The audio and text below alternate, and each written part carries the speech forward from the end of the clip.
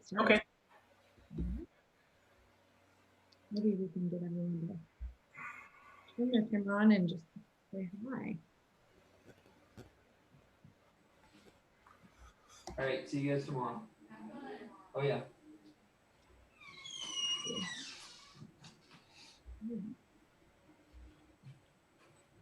I think we've got a couple of people logging in. You guys are more than welcome to unmute, say hi, turn your cameras on, and we'll chat for a couple of minutes before we get started. Nice to see you, or you're also welcome to just use the chat. Tell us where you're from, say hi, whatever you're most comfortable with. But thanks for being here today.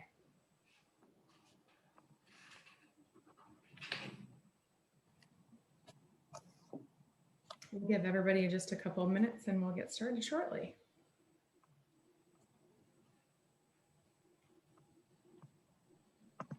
Heather, where are you from? This is El Paso, is that right? Yes, sir. El Paso, Texas. Very good. Nice. Thanks for being here today. Thank you for hosting. Good. Are you at school right now? I am. Okay. I'm actually packing up for my last year as principal. Are you serious? What are you going to do this next year? I want to help principals with well-being, new principals, with just establishing that right from the get-go. Yeah. Outstanding. Outstanding. Well, I'm excited that you're here. So are you going to go to central office and help with that, or are you going to do that on your own? I'm going to try independent consulting. Okay. Okay. Excellent. Well, glad you're here. Thank you.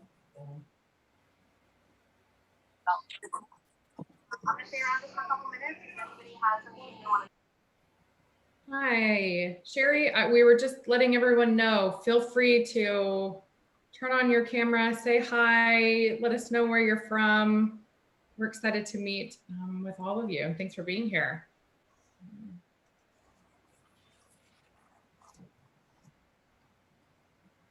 Where are you all hosting from? I am in Joplin, Missouri. And I live in Oklahoma City. Closer to Texas. Yeah, we're basically neighbors. Yeah. It's funny, I live in Oklahoma, but I work for ClassTag, and we had trivia the other night, and we did some basic geography trivia, and everybody's like, where is Oklahoma? Is this like the West? Is this in the north? Is this in the west? Everybody was very confused what region Oklahoma belongs to. I'm like, this is a theme. There's a pattern here. Funny. Yeah. Let's see here. I'm Sherry from Nevada. I'm in hot Las Vegas. Oh, my goodness. Yeah. 117 degrees this week. But it's dry heat, right? So it's all good. Not too bad. No, I've been there. I've not been there when it was 117. I think the last time I was out there was like 113 or 14. Not that it matters much. I mean, hot's hot, but that was unreal. Unreal. I guess I won't complain about the upper 90s then. Well, I know it is 3 o'clock. I think we're in the 80s right now. Are you in the 80s over in Oklahoma City too? I mean, it's really cool here today. Really nice this week. It was, I think we only hit like 70 on Monday. It felt like a spring day, so we certainly can't complain. Mr. Evans, where are you located? I'm in the thriving metropolis of Palatka, Florida. Nice. I have no idea what that is, but most people say that. Perfect. So, we're kind of in between Jacksonville and Gainesville and Daytona. Okay. Welcome. Thank you. Thank you guys all for being here. We'll kind of have some people showing up and trickling in as we go, but I want to make sure we use the most of Dr. Huff's time and all of your time. We appreciate you guys being here. We're really excited to have Dr. Huff with us today. I don't know if all of you, I know some of you were on our last session, but he has 19 years of experience in the education industry as a teacher, as a principal, as an administrator, and has an amazing story to tell about some of the work in the community that he's done and some of the leadership skills that he's attained, and how you can take some of the lessons that he's learned over the years and implement it in your schools and your buildings. And he really makes some great ties to things that you can start implementing right away. So we are just absolutely thrilled. I mentioned this last time, but the ClassTag team, we're all kind of fangirls to Dr. Huff. So we all love to get to listen to him speak. And I'm sure that you will feel the same way. So I will turn it over to him. And thanks for being here, Dr. Huff. It's nice to have 3 fans. So it's 3 more than I had a month ago. So I appreciate that. I appreciate you guys joining today. I know that it's summertime and this is a small group, and most speakers probably be disappointed by that, but I really actually appreciate the fact that this is a small group, because I think it's going to give us more opportunities to interact. So I'm gonna just kind of jump in here, just a little more background about myself. Served about 20 years as a school leader and teacher. I finished my last 11 years as a superintendent of schools, the last 7 in Joplin, Missouri, and a district of about 7,700 students, 1,100 staff members.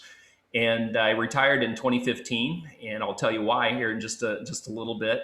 Has to do with this leader care piece, and I'll dive into that here shortly. But my experience in I'm going to talk a little bit about my personal experiences, and with this smaller group, I'll probably dive in a little bit deeper than maybe I normally would, just because it's a little more intimate setting here. But again, I really appreciate you guys being here, and I hope that there's a nugget of wisdom or two that you pull out of this that you can utilize for yourself personally, but more importantly, role modeling those behaviors of self-care for those people that are following you. And I'll jump into that in a little bit.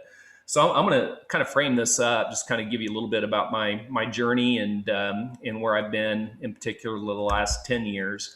I was superintendent of schools in Joplin, Missouri back in 2011. I got here in 2008, and in 2011. May 22nd, 2011 was graduation day in our school district.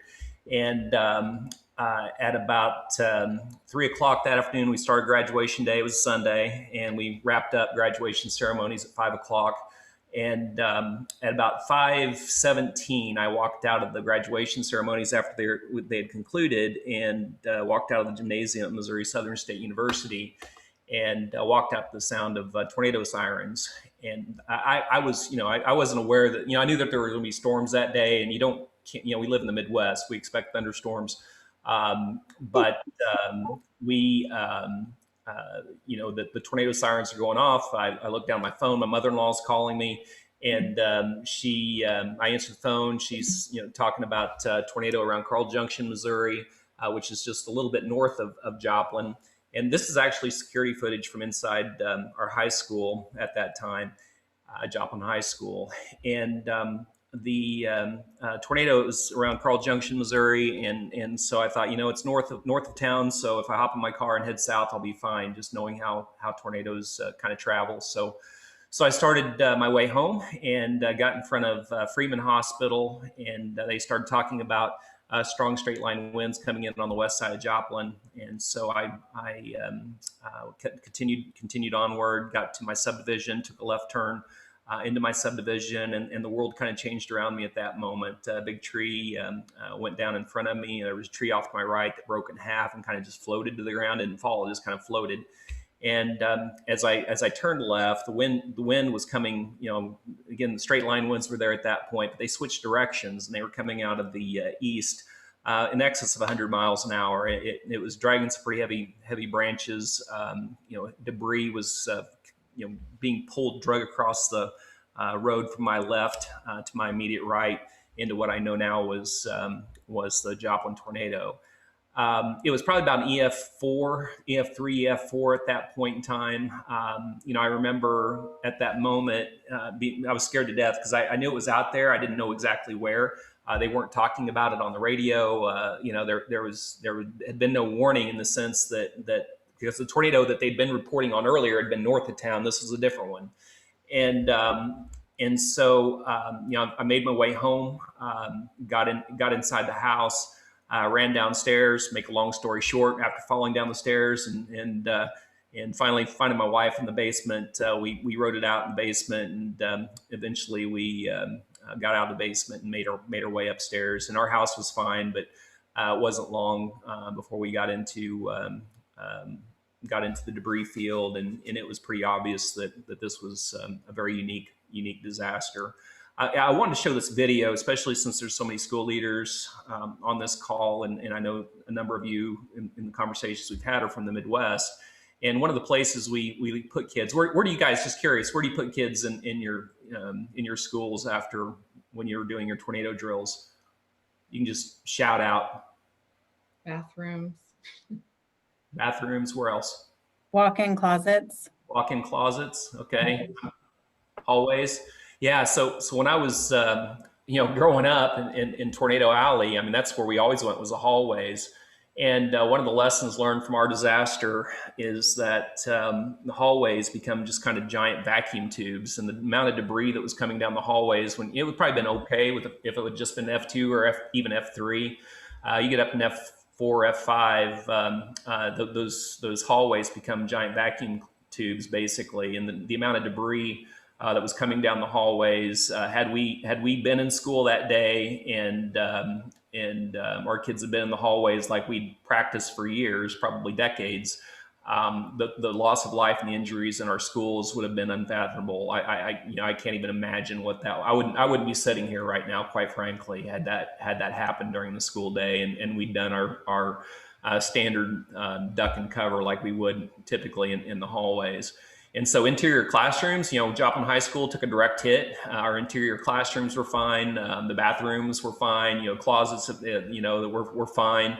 But my recommendation, just as a side note tip, is you look at your emergency operations plans and look at where you put your kids.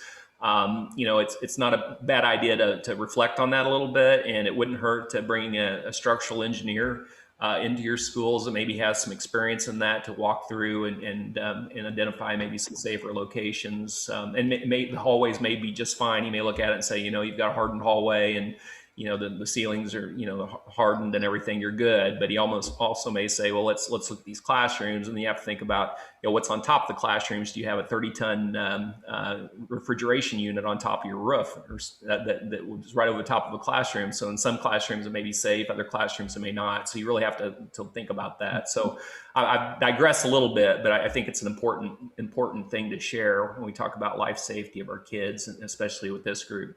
So moving on here, one of the things that I remember is when my wife and we got out of our basement and made our way back to 32nd Street. And this was the first visual I had of the debris field. This is the hospital, Mercy Hospital. I think it was an 8 or 9 story facility. It had been moved 11 inches off its foundation. And it took a direct hit. It was full-blown EF5 at that point. And as I looked to my right and to my left, I remember looking at my wife, and I said, I was in shock. I just said, there's nobody could have survived this. I could see in every direction, and everything was flat. So we lost hundreds, if not thousands, of people in the storm. There's just no way anybody could have survived. And as I kind of looked to the right and to the left, I recognized that given the path of the storm, that I would have had several schools that were in the direct line of that tornado. And so I came to realize I was going to have to put my superintendent hat back on and go into work, and not knowing exactly what I was going to be dealing with, but knew that I was going to have to get back into the office and start assessing the situation. So I made my way back, started making my way back to the office. As I mentioned, as it turns out, I did have a number of schools that were in that debris field. Every one of those red X's, those aren't all my schools, but they're all child-serving facilities. So if you move from left to right, you have Emerson Elementary School, which was mine. We have Old South Middle School that was mine. Then we have Ozark Center for Autism that belonged to Freeman Hospital. Upper Center, that was Franklin Technical Center, that belonged to me, that belonged to our school district. Joplin High School immediately to the right. Lower right middle, that was St. Mary's Private Catholic School. And then your far right was Irving Elementary School. Building built back in the 1930s or 40s, and double brick structure, just built. How those old buildings are built. I mean, it was a tough old building, and it took the top completely off of it. Two-story facility, and as I started making my way back to the office, got out of my car here at about 22nd in Connecticut, and couldn't go any further. I told my wife, just go back home and go get with the kids. My kids were at my in-laws in Pittsburgh, Kansas, so they were safe. And so she left. I grabbed my pair of gloves and my cell phone and started making my way in. Took this picture just outside. This is on the very edge of the debris field, an apartment complex. And that walk, we start talking about, that experience, and really where that experience began for me was really right here. When I got out and started to make that walk into my office, it was about 7 blocks that I had to walk through the debris field to get there. And the thing that I remember most about that walk, the sights, I mean, obviously, just the damage and destruction, I remember a lot of that, but the thing that stuck with me more so than anything is the smells. If I'm ever triggered by anything that takes me back to that day, when I just takes me back and just brings that memory back, it's the smells of that walk into my office that day. And, the smell of natural gas is really heavy in the air. Smell of wet insulation and broken lumber, wet pine lumber has a really distinct smell. The sounds of people crying, people yelling for loved ones that were buried in the rubble. The visuals. I saw my first fatality at 20th in Connecticut, and there was an elderly lady that was in the intersection that obviously had perished, and she was being watched over by a couple paramedics. But those are experiences that I just experienced a tornado up and close and personal. I was in it personally when it was in my vehicle. Then to jump right back into, okay, now I got to be a community leader, school leader, and get back into the office and start assessing damages. And then as the day wore on and you move into the night, and this is actually at our central office. We'd lost about 2/3 of the roof there. Plan A, that was supposed to be an emergency operations center. That would have been Plan A. Plan B was Joplin High School. Plan C was Franklin Tech. I was running out of options at that point. So we ended up setting up shop at Memorial Middle School. And the thing that struck me, and here are just a few visuals at the ground level. It's actually behind. You can see the playground in the forefront here, forefront right. Behind Irving Elementary School, but the visuals of that day were hard to fathom. Here's a piece of lumber through a concrete curb, chair in the side of the hospital, semi wrapped around a tree, front axles touching the back axles. This was actually taken by a friend of mine who you can see the tornado in the background, that dark cloud in the back. He had been laying down on top of his family in this hallway. You see in the bottom right-hand corner of that picture. And when he got up, that was all that was left of his home. And he was very fortunate, his children and his wife and himself, just a few cuts and scrapes. That car was actually on the other side of his house, and it was not running. You see the headlights are on. He said that the headlight, he can turn the headlights on his car. But he remembered getting rolled over at one point, and the car was over the top of he and his family and was sat down on the other side of the house. This next picture is a picture of a student, a high school senior, young lady that was driving home from graduation ceremonies, and she drove right into it, right in front of Mercy Hospital, full-blown EF5 tornado. Winds in excess of 200 miles an hour, and she was in her car that she got for graduation, Mitsubishi Eclipse convertible. And she and her friend, she was still in her cap and gown, she and her friend were picked up inside this car and carried about 50 yards inside of the park there across the street and sat down there. Those two young ladies walked away from that, believe it or not, and walked to the hospital and got treated, and were actually on television the next night, national news, telling their story.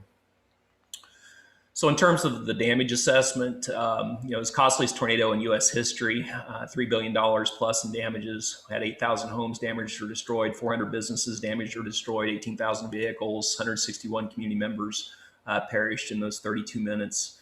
As a school district, we had 9 schools that were damaged or destroyed, impacting 4,200 of my kids. 54% of my student body had lost their schools. 600,000 square feet, over roughly 1.1, 1.2 million square feet of educational space in all our facilities. We lost half of that, about 600,000 square feet of schools. Our administration building, as I mentioned, was heavily damaged. We had 3,000 kids that lived in the path of the storm. So when you think about mental and behavioral health issues and trauma that our kids and families experienced, up close and personal, had a lot to deal with there. And then we also lost 8 members of our school family, including a staff member, secretary at South Middle School, and 7 of our kids, one of whom was one of my seniors that I just handed the diploma to. Great kid. He had a really bright future in front of him.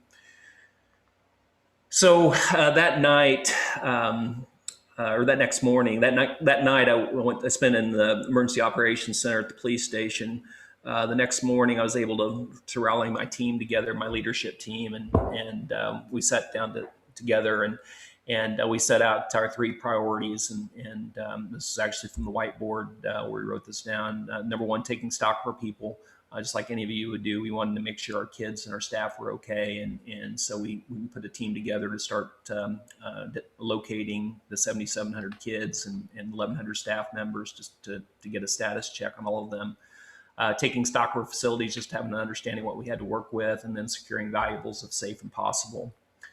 That night I was on television, national news. This was on Fox News with Greta Van Susteren. And at some point in time during the course of that interview, so this is about 9 o'clock on Monday night. So the tornado hit on Sunday. Monday night, of course, national news media was all over this, and international news media. And she asked me a question. I can't remember the context of the whole interview, but at the end of it, she asked me a question. She said something along the lines, what are you going to do now? And my response back to her was that Joplin was a great place to live and work, and we're about to show the rest of the country what we're made of. And any good son should probably call his mom and dad. And I just turned 41 the day before this happened.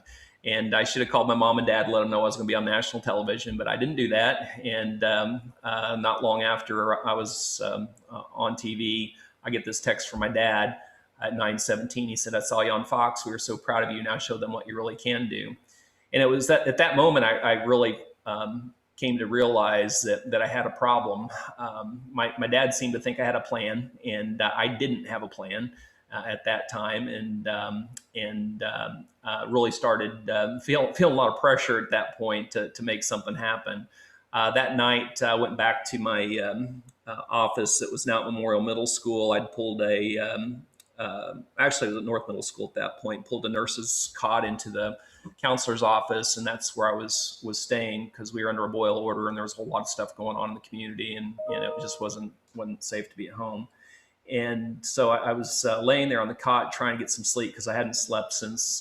So now we're 2 a.m. on Tuesday morning, so I hadn't slept since 5 a.m. on Sunday, and there was a lot of emotions that hit me at that point. I think it was exhaustion. The adrenaline was finally starting to wear off, and as I laid there. I'll be honest with you, I had a pretty good cry that night. I mean, that was a tough night.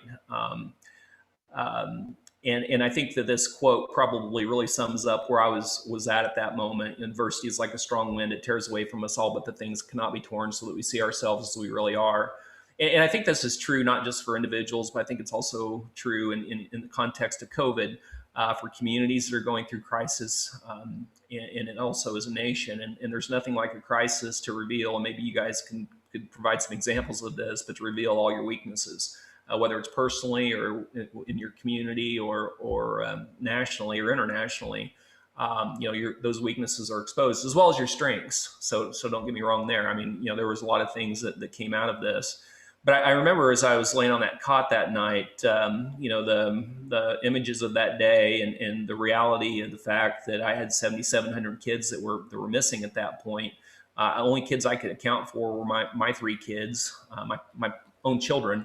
But otherwise, I didn't know where my kids were. And that's a really bad feeling. And how many of you have ever, I know there's at least one elementary principal on this call. How many of you have ever had a kid that was supposedly dropped off at home and didn't show up at the door? And there's that gut, that feeling in your gut that you got a kid missing, and where are they? And I had that for 7,700 kids. I was sick, and I was struggling personally at that moment. I mean, I was like, what do I do with this? People were starting to ask questions. Will we ever have school again? What about my job? Will I have a job when I come back? People that we just hired that were, excited about the new school year, that were worried that they may not have a job, and then just the personal loss that you knew so many had. And when I reflect back on my career and those kids that maybe got off the wrong stop on the school bus, or was picked up by an aunt that shouldn't have picked them up, or whatever, those always, I never had a situation that ever ended up in a, we as anxious as we were at the time, it always worked itself out. There was no question in my mind at that point, on that Tuesday morning, that there were going to be some really sad stories when we finally finished that head count to get a sense of how the well-being of all of our people. And so, like I said, I had a pretty good cry that night, and I did what I typically do when I get myself in a jam. I said a little prayer and just asked for some strength and some wisdom and some guidance, and started asking this question, what's our role in this disaster? What's our role in this disaster? And it became pretty clear really quickly that our role was to do what we do every day, and that's take care of kids. That's what we do. And so we started that. That next morning, I got my team together. That night, I'd spent a lot of time putting together a detailed agenda. I've evaluated the individual strengths of my team members. I created new job descriptions based on those strengths, developed a new organizational chart with task assignments, and then put together my first actual, I called my team, my leadership team, my leadership council. There were about 8 of us on that team, and put together that first agenda. And that next morning, when I got them together, we went through the agenda in detail, and then we got to the end of the meeting, and I said, listen, school starts in 84 days. Let's get to work. And I knew my team well enough to know that I knew that they needed a goal. I knew where I was at personally. I needed a goal. I didn't want to live where I was at. In terms of just the challenges that we're faced with at that moment. We needed to start looking forward, and I felt like it was really important that my team had a goal, and I knew how they'd respond to that. And they did exactly what I thought they would. They got up and they got to work, and we started working towards that. One of the things I did that was really turned out to be a really good idea, a good strategy for us, just to keep that sense of urgency, because I knew it was going to be tight. It was about 87 days at that point until the first day of school, or 84 days until the first day of school. And the head football coach, he had a countdown clock that he had ordered for his weight room for that fall, and he was going to put it in that summer and count down the number of days, hours, minutes, and seconds until the first home football game to motivate the football players. Well, he didn't have a weight room anymore, and you guys know this: superintendent giveth, he taketh away. I tooketh it away, and so I got his countdown clock, and we put it in the front lobby of North Middle School, and it represented the number of days, hours, minutes, and seconds until our kids came back. And that was our focus for the next 84 days, and I was really proud of what we were able to accomplish.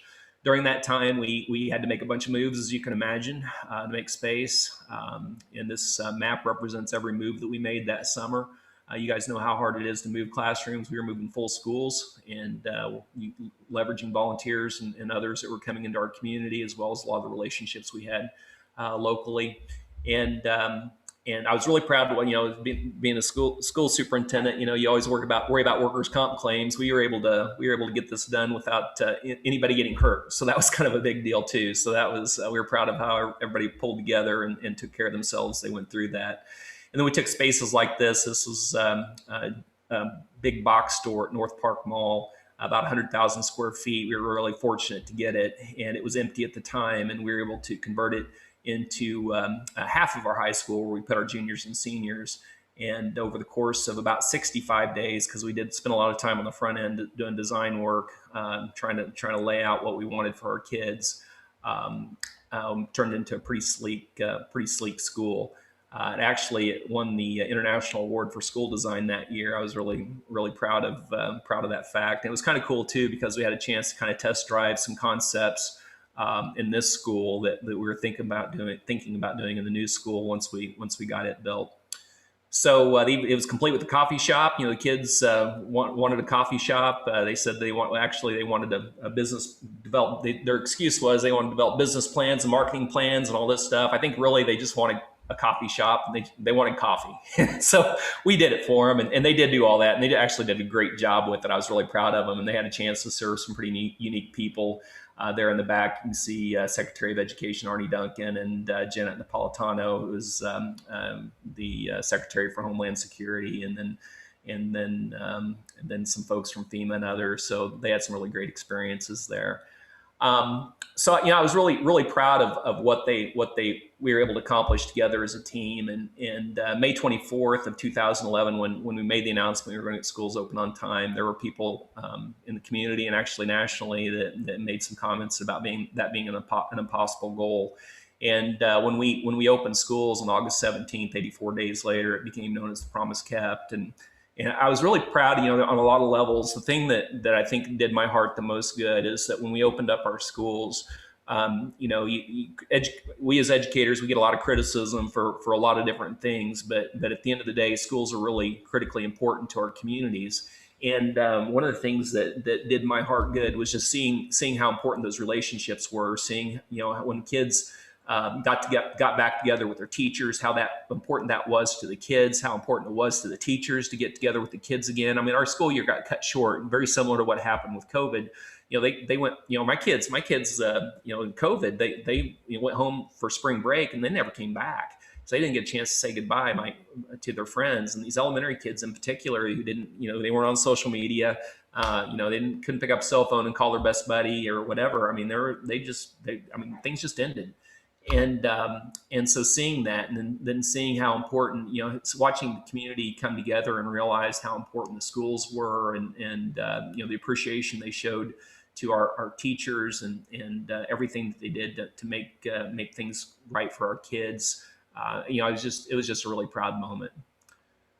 And also, I got this picture really not that long ago. I didn't know that I wasn't out looking at signs during that time, but somebody sent this to me. But this was at a car dealership here in town. They when we opened up our schools, they put this billboard up, and I thought that was pretty cool.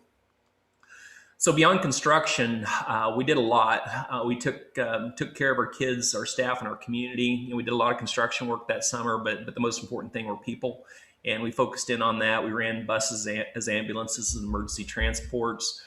We accounted for the status of all the students and staff. As I said, we accounted for the status of our last student. We located all our staff members by Wednesday after the storm, and we located our last student at 3:16 on Friday. And we knew where we stood on that. We created a team to attend funerals, and not just the student and staff members we lost, but extended family, kids that lost. We had a young man that lost both his mom and his dad in the storm, and his mom was actually the staff member, one of the staff members we lost, secretary at South Middle School, and he was really injured himself. But it was important that we had representation at all those funerals and make sure that the district was represented. They knew that we were there to support these families as they were struggling. We opened undamaged schools for temporary shelters. We opened a central distribution center, which is a great story in and of itself. Just how some of our teacher leaders stood up, a distribution center, and just did a fantastic job of putting that together. And I can't even tell you how many hundreds, if not thousands, of people we served through that distribution center. Trained staff regarding post-traumatic stress disorder, which was really important because we wanted to get summer school operational. So 2 weeks later, it's kind of one of the untold stories. We got summer school up and going on time, and we felt that was really important because, as those pictures I showed you earlier, our kids were in the rubble, and we needed to get them out of the rubble and get them someplace safe so they get 2 meals a day, and the parents could deal with the cleanup and deal with FEMA and all that other stuff that they had to deal with as a part of the recovery or volunteer or whatever they needed to do. So we wanted someplace safe for our kids to go. We also wanted to make sure that we started assessing the mental health of our kids too, and make sure they were getting the support that they needed. So summer school was really important for us. Summer school in Missouri tends to run 20 days, the month of June usually. And we actually extended summer school that year through the month of July for elementary and middle school age kids. And we did shut it down the 1st of August, so we get our schools, take the time to get our schools ready and cleaned up for the start of the new school year. I provided extended transportation for displaced students. That was really important. One of the things we were told is we'd lose about a third of our student body as a result. And if we lost a third of our student body, that means we were losing a third of our families, and we didn't want that to happen. And so we offered to pick up our kids no matter where they were. So we sent buses out to surrounding districts to pick up kids that wanted to continue to go to school in Joplin, and our surrounding school districts were great in working with us on that. Providing insurance consultation for impacted employees. We provided care substitutes for impacted employees so that they could deal with FEMA and contractors and everything else that they were dealing with. I can't even remember the number. I want to say 600 or 700 staff members that had damage to their homes. We held winter camp, which is another story all of its own, but we did kind of held a summer school, if you will, over Christmas break. That was staffed up by volunteer teachers from across about a 3 or 4 state area, and that was just a really cool experience. And then met the basic mental health needs of our families, and then began creating a new vision for teaching and learning in Joplin. I share all this with you just to give it a little context. This presentation isn't supposed to just be about the Joplin tornado, but I wanted you guys to understand that I've been through a lot personally myself in dealing with disasters. And when I left Joplin, I retired in 2015. There wasn't a whole lot left of me, quite frankly. I was exhausted. I was wore out. 4 years of recovery. I mean, the job of being a superintendent, it's difficult and challenging on a daily basis on blue sky days. I mean, it's hard work. And, you layer on top of it a major natural disaster. It became my life. I mean, every hour, every day I was working. And when I left the school district in 2015, there wasn't a whole lot left of me physically, mentally, emotionally. I was spent.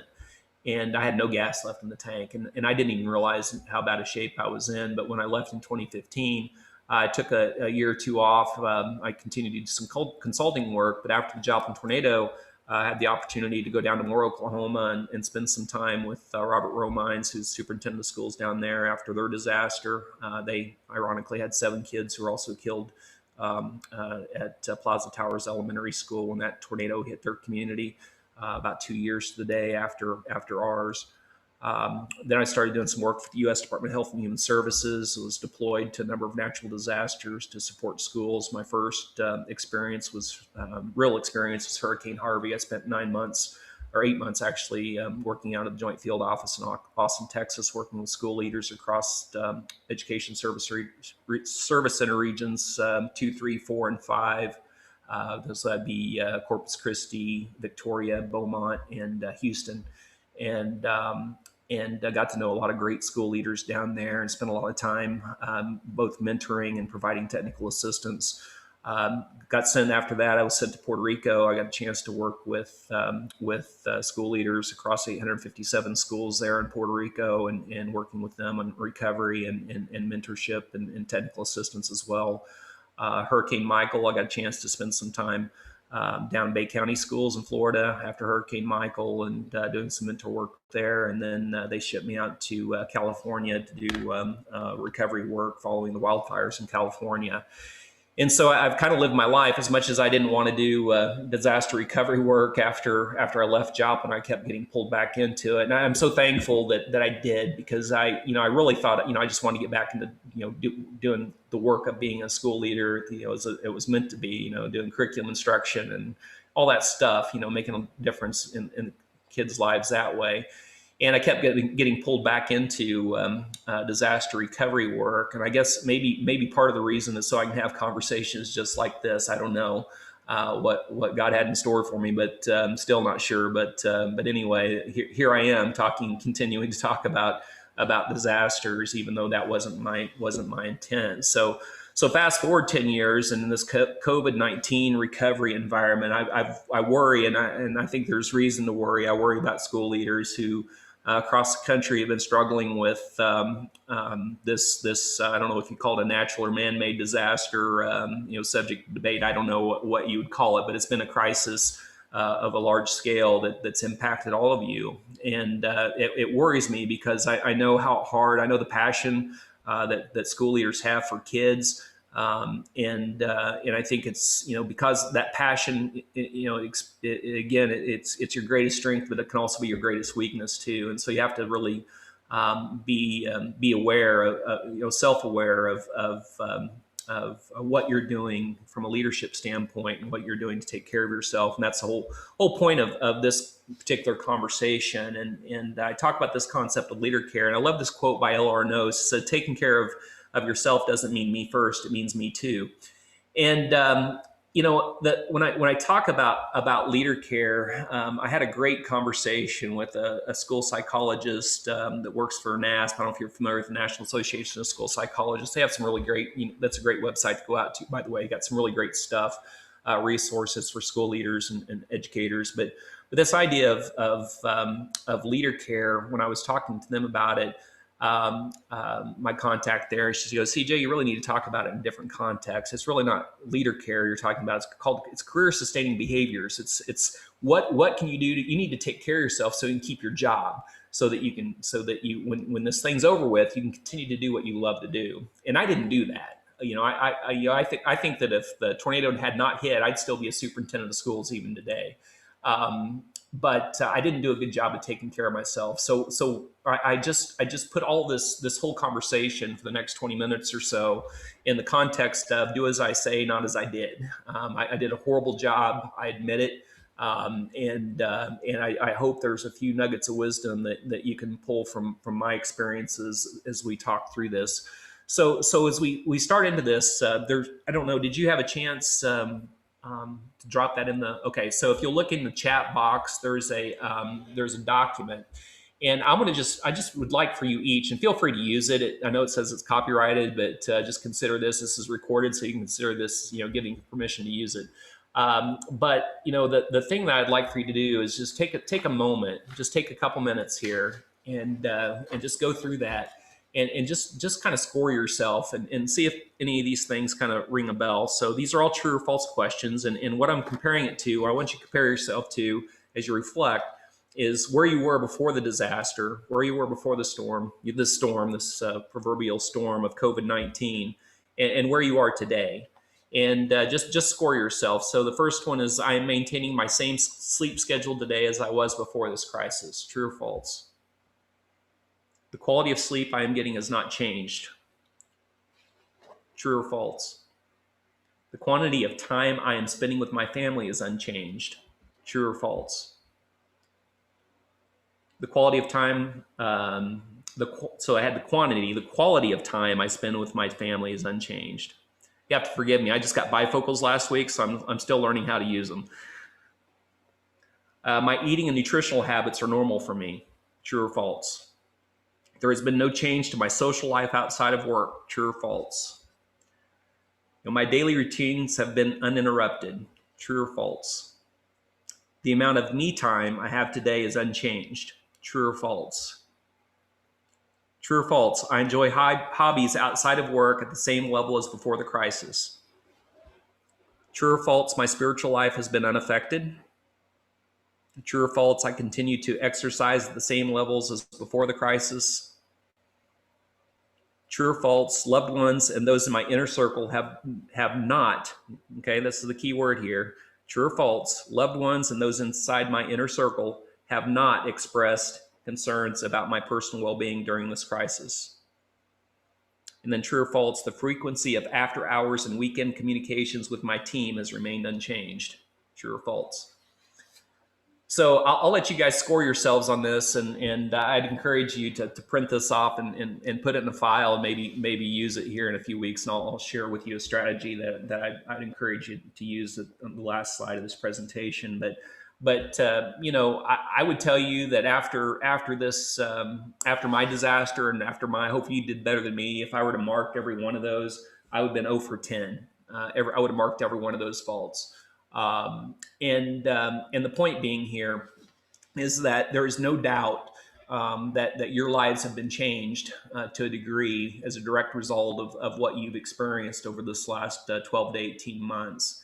And so I think it's important to recognize that. It doesn't mean that you're knocking on death's door at this point or anything like that. It just means that it's time to take a step back and spend some time reflecting on where you are right now, as you think about your health, and a number of other areas that are really important. So why is leader care important? Why is this concept of leader care important? Number one, you set the rhythm. I mean, you're the leader. You set the rhythm for the recovery effort, for the cadence of your organization on a day-to-day basis. And that tempo, or that rhythm, if you will, impacts the overall health of your organizational culture, the overall health and well-being of the people that you lead, the decision-making processes and the acceptance of those decisions by those in your organization and community, the overall health of you and your family, and many other things. And when you think about this idea of recovery leadership and this rhythm, it's really about this idea that this current reality that we're currently in, and you're trying to move people to that vision of what recovery looks like in a post-COVID world. The challenge you have is that this recovery is all over the place. I mean, the experiences that you're having as a school leader, it starts out, you have this huge adrenaline rush, just kind of like what I'd experienced. We're all in this together. We're all gonna make it. We're gonna get through this together. So you get, then you remember the talk about the heroes, our first responders and our healthcare heroes. I mean, there was a lot of that talk about heroism, and so you have this adrenaline rush, and then after a while, people come to the realization that, hey, this is going to take some time. This recovery effort is going to take time. There's no clear finish line. I'm tired. I'm sick of this. Somebody's to blame. And unfortunately, because we're in leadership roles, people start pointing the finger upward. It's like, hey, if this isn't going well, it's got to be somebody's fault. And so it puts a lot of pressure on leaders. And so that leadership piece through this time is going to be really, really important. So this idea of self-care is more critical at this juncture than it is in any other time. And there's a lot of reasons for that. Number one, you're supporting, the families that are in your community. You're supporting the employees that you serve, vulnerable populations in your community, including your students, the community as a whole. You have a responsibility to your personal family, and you also have a responsibility to yourself. And of all those things that I just noted there that we have responsibilities for, which one do we most likely take the least care of? You can say it out loud. Self. Yeah. Us. We don't take care of ourselves. And so I wish that somebody would have shared this with me before our disaster. I think it would have done me a lot of good. I think how I would have approached my leadership would have been really helpful. This is available on the SAMHSA website, and I encourage you to go out and take a look at this or take a screenshot of this. Feel free, whatever. But I think it's important to recognize that there's a lot of emotion that comes with a crisis. Large scale, small scale, and this is kind of depicts what a community goes through. So I don't know if this looks anything like what your community's gone through, but when you think about it, and I kind of alluded to it in that previous slide, the pre-disaster, and then the disaster hits, everybody's like, oh no, what just happened? So that was January of last year, roughly February. Things were starting to get a little sketchy. Then that sense of heroism, everybody's pulling together. We're going to make this happen. Billboards are going up, signs in front yards, people waving flags. We're going to get through this together. Then you have that honeymoon period, and then the communities. And I'd say this happened nationally. We go through this period of disillusionment where things get really tough, and people become very emotional and frustrated. And then you have those trigger events, those 1 year anniversaries of maybe it's, your family has lost a loved one, and, they're coming up on those 1 year anniversaries of that. communities coming up on the 1-year anniversaries of different issues. I know for us, even our 10-year anniversary was an emotional. We just I say celebrated, put that in air quotes. Just this last May 22nd was our 10th year after the Joplin Tornado, but it's a process, and I think it's important that as we lead, that we understand that that's a process, and we're going through that individually. We go through these emotions individually, but as a community, as a school community, as a community as a whole, we go through this as well. And so, the reason I think that's important, and I see this in every disaster ever worked, we're all strong, more strong, Puerto Rico strong, Paradise, California, Paradise strong, Florida strong, Texas strong. We see that, and we've seen that in this disaster as well, this crisis. We're all in this together. We see a lot of the same. We're pulling together. There's strength in, when we're all together, we're stronger. And so we see that, and it's all good. There's nothing wrong with that. But the challenge that we have as leaders, and as we mentioned earlier, we tend not to put ourselves first at any given point. And I would tell you, based on my experience, my personal experience, if I had to do it, I'd do it differently. Is that you have to give yourselves permission to take care of yourselves and put yourselves at the center of this work. And so there are three pillars of this framework when I talk about this concept of leader care. We have this concept of physical care, family care, and spiritual care. And physical care, and this isn't rocket science, folks. It's just kind of a way to just be mindful as you reflect on where you guys are currently. So when we look at this concept of physical care, we're talking about nutrition, exercise, and sleep. For me personally, my nutrition tanked immediately.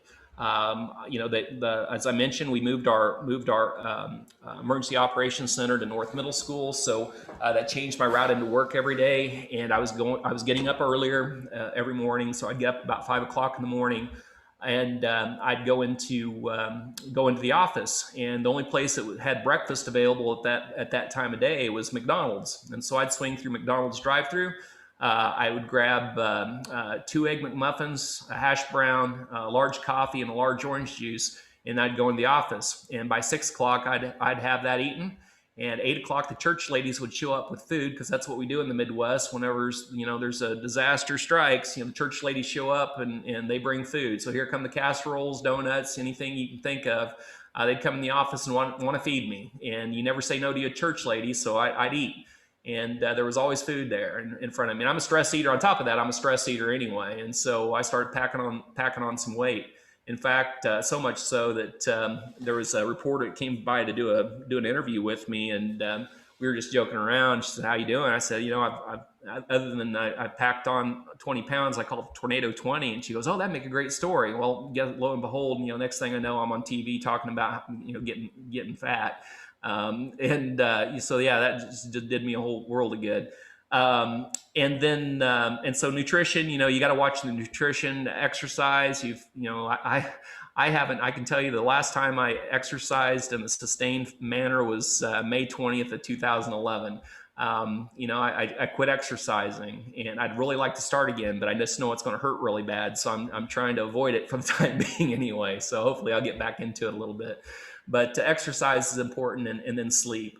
And when you're, one of those 3 areas start to fall off, you start losing ground in those. At least for me personally, I lost ground in all 3 areas. When I started going down the path where I started gaining weight, I developed sleep apnea. I wasn't exercising, so I wasn't burning any calories. I wasn't sleeping well because I developed sleep apnea, and things just kind of snowballed from there. So I start with physical care because it certainly has an impact, I think, on these other 2 areas as well.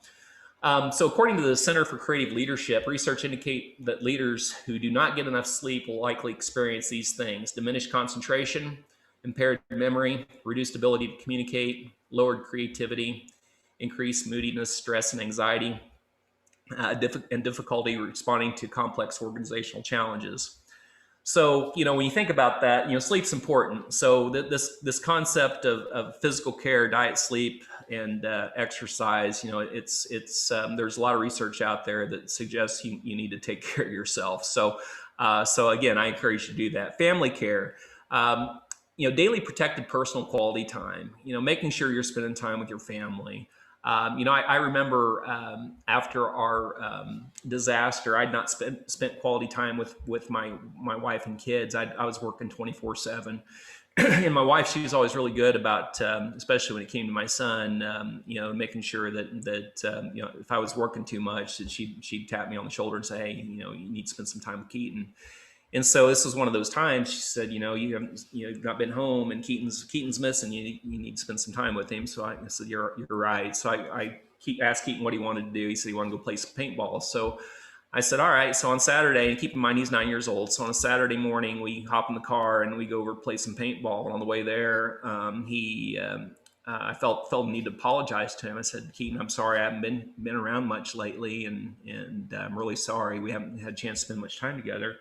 And he said, it's okay, Dad. And I said, no, it's not okay. And, I really miss you, and I'm sorry. And he said, no, Dad, it's okay. You're helping people, and that's the most important thing.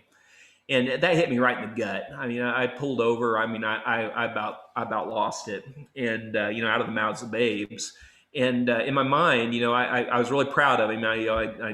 It told me he understood what was going on, but in a sense, and he didn't mean it this way. But what I took from that conversation was that he was giving me permission to continue working the kind of hours I'd been working. And that don't, because I can tell you right now that your families are proud of you and what you've done up to this point in relationship to your leadership during COVID. And don't take their pride in you and the work that you've done as permission to just work yourself into the ground. You just can't do that. Life's too short. And I apologize, I get teared up every time I think about that one. But it's important that you take care of your family and recognize that they need you. Your family needs, for my wife, I mean, just making sure that somebody's taking care of the trash and mowing the yard and all the, helping wherever they can, just making sure that they have the support around them that they need while you're dealing with all this stuff. And then this last piece is scheduling sacred time off. I don't know how many of you, as I said, it happened on May 22nd, 2011. A week later, we were scheduled to go down to Destin, Florida and have vacation. And I had to tell my wife and kids that we weren't going on vacation. That was tough. And we didn't end up going on vacation until October. We did get it scheduled, but granted, there was no way I could have left town during that time. But although maybe I wanted to, I think it's important to get those vacations scheduled, and then making sure that that on Saturday night, if you've had a family tradition where you have dinner together as a family on Saturdays or Sundays or whatever, get back to that as quickly as you can. And then this last piece, this concept of spiritual care. It's really about connectedness to yourself, connectedness to others, and connectedness to higher power. But whatever it is, you need to take care of yourself in that sense. So, if you get up in the morning and you have a cup of coffee and read the newspaper at 7 a.m. and that's your thing, get back to that as quick as you can. If you play cards on Thursday nights with friends, get back to that as quickly as you can. All those things that go to church on Sundays, get back to that. If you sing in the choir on Wednesday nights, get back to that. Get back to those things that are important to you, that fill your cup on a daily basis, and get back to that as quickly as you possibly can. Don't lose sight of that, but get back to that. And there's a reason for that, and I mentioned it a little bit earlier. But when you hire, I hired great people. I had an amazing team around me. I mean, they're child-centered people. They love kids. They loved the community. They were there for people. They were they had big hearts, and they were workhorses. Every one of them just worked hard. And when you hire people like that, in my mind, the best modeling I could do at that point in time was to put on the work boots every day and come in and just work myself into the ground.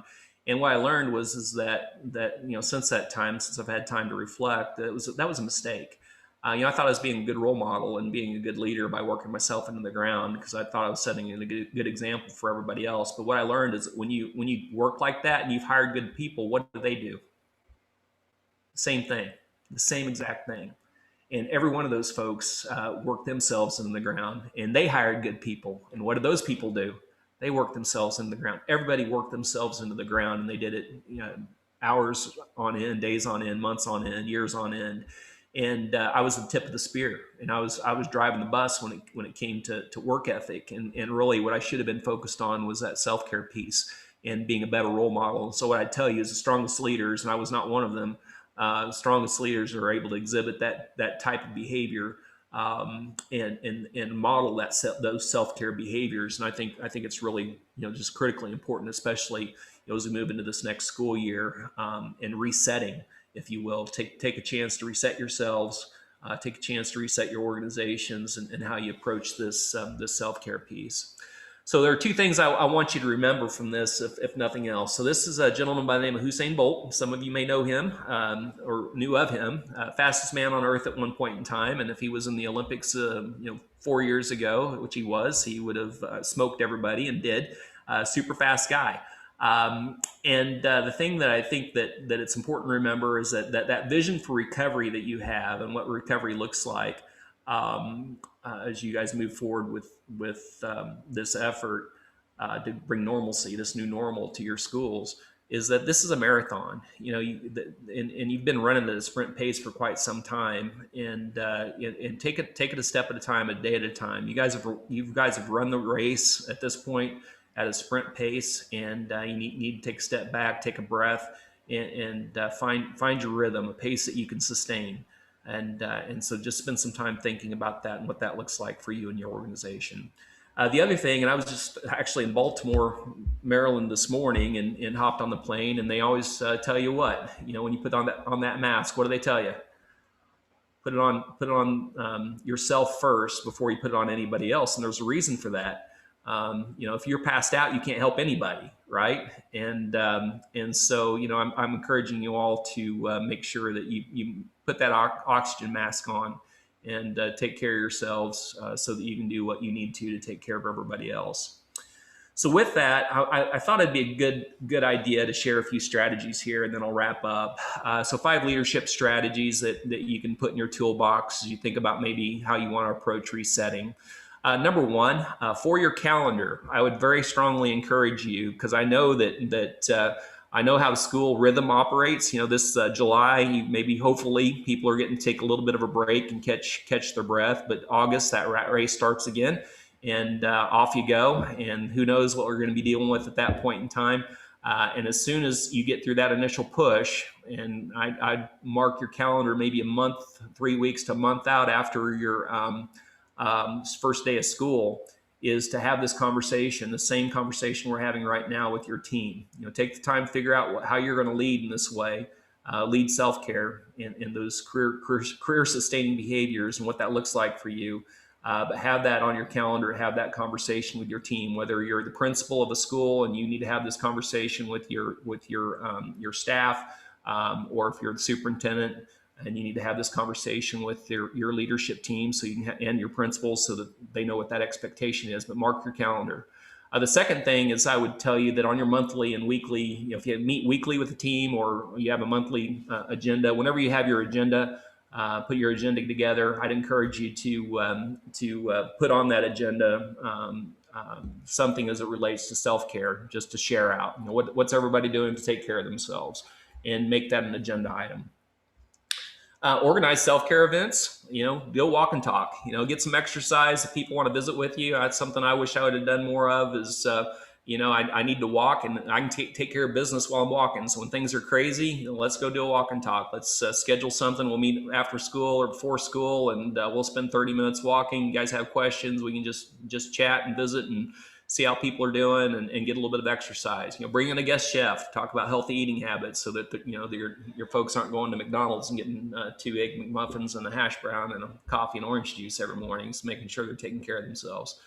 Mindfulness moments. When I was working out in California, I really appreciated the effort of the Butte County Office of Education out there. One of the things they did at every one of their meetings, they started with a mindfulness moment where they just posed a question. Here's an example of one. And they, people had to reflect on this, and they'd go around the room and share out. It was kind of fun. So, here's one that they used was, I would give my 10-year-old self this advice. And so that was kind of a fun thing to do, just an opportunity to reflect on yourself.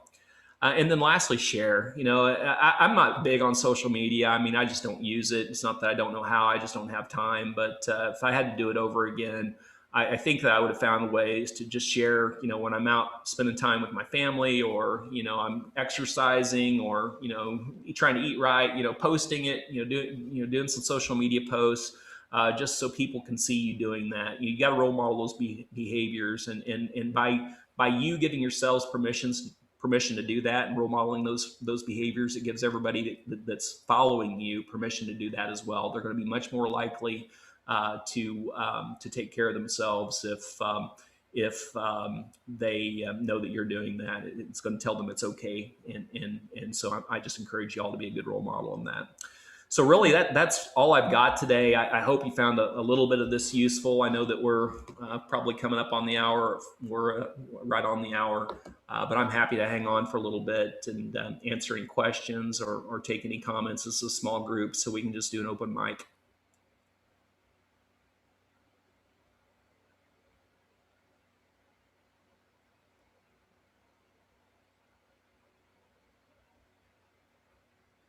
Left you all speechless. I can tell you're awake, though. That's the most important thing. Nobody's asleep, or at least I don't think anybody's asleep. If you've got any questions you want to post in the chat box, that's great too. I'll see if I can pull that up. Comment, just thank you. Great presentation, very helpful.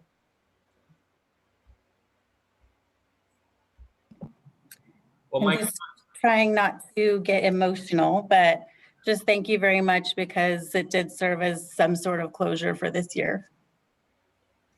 well, we all need that, and like I said, I don't know if this is what God had intended for me, but I think it's an important conversation to have, and it's not too late to have it. What I will offer, and you can see my email address is down there, as well as my phone number, and any conversations you have with me, what's said here stays here. So if you ever want to talk, have some thoughts you want to bounce off of me or whatever, feel free to reach out personally. I'm happy to chat anytime. All right. Thank you, Dr. Huff. We really, really appreciate it. You bet. I need to put one more slide up here. There we go. Yeah, well, I didn't initially introduce myself. My name's Lindsay Capsa. I'm a former third grade teacher and school principal myself. It's nice to have you guys on, but I now work for ClassTag. And if you're not familiar with us, we exist so that schools, teachers, educators, principals, everyone can kind of take all the different types of communication and really consolidate your mass communication, the updates from your classrooms, the school communications, everything into a single platform, so that families can engage and kids can be successful. So that's really why we're here. So if you have questions about ClassTag, you can email us at connect@classtag.com, and we'd be more than happy to chat with you about that. So, and I'm going to be doing, I forgot to mention, I'm going to be doing another webinar here in about 2 weeks, I believe. And I can't remember what the date is for that, but it'll be on community 2 weeks from today. So family and community engagement, same time, 2 weeks from today. And so be watching for that, but it's going to be about family and community engagement and strategies to engage your whole community, faith community, business community, human service agencies, your parents, and how we can bring all that together to support kids in a meaningful way. So hope you guys can join, and feel free to have others join as well. It'll be a good one. yes, July 7th. I had to look, but July 7th. Okay, awesome. Looking forward to it. Thank you guys for joining. We'll see you soon.